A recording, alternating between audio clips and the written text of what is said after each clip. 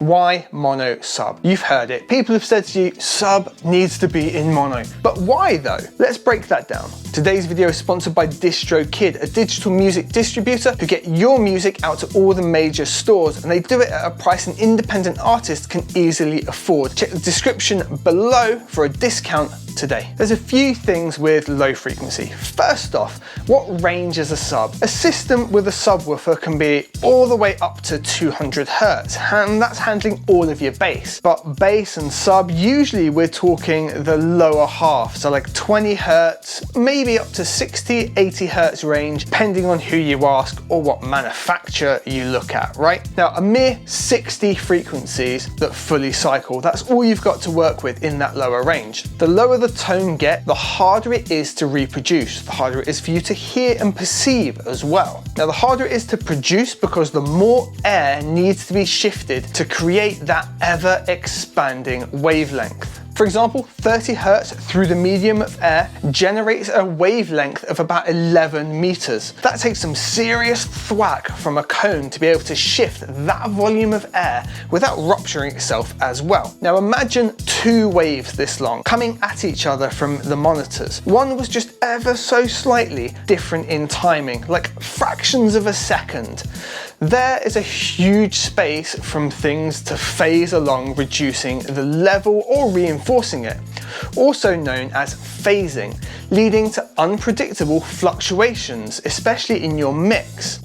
And in your mix, the sub has to be the loudest part for you to actually hear it. Now, that's not a mixing preference, it's a fact of human hearing. Those lower frequency sounds need to be up to 30% louder for us to hear them as balanced. This is why your sub eats up all of the headroom in your mix. You have to bring it way up just for it to sound balanced and leveled out, because the way your hearing works, you don't perceive those low frequency sounds nearly as well. We've seen this happening, and we can see the different phase relationship issues that might have, and we know that it's going to take up all of your headroom. Imagine now that the left and right sounds are blended together, so they've been brought into mono. Issues are now exacerbated.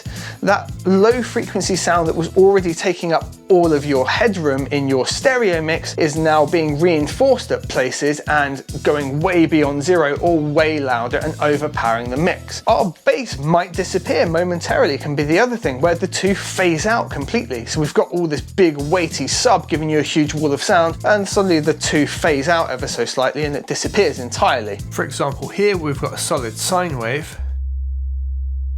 If we simulate the left and right being slightly out of phase, however, it changes to this.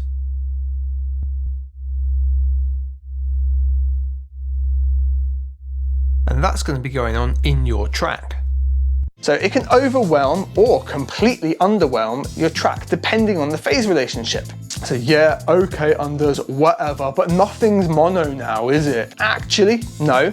There's a few things. Let's think tablets, phones, and, well, believe it or not, many club systems. Now, we've got a far more pressing issue. If, like me, you're probably making electronic music, loads and loads of venues are in mono. The reason they're set up in mono, it's way easier to calibrate a space on a dance floor where everything slams all in one place and you get that pounding in your chest. Now, there's a couple of ways the club systems do this, and I know from experience of working in these venues for many years. They either sum to mono or they take all of the left-hand channel and route that out to the floor instead. Now, if we're doing the left-hand channel method, there's less issues that do occur, although if you've got some extreme panning, you get some issues. For example, I've heard the famous DJ Khaled pan left to right, just go DJ, and then you don't hear the rest of it because the whole club was playing from the left-hand channel and it was panned hard right. There's a few things you can do, like using Ozone's Imager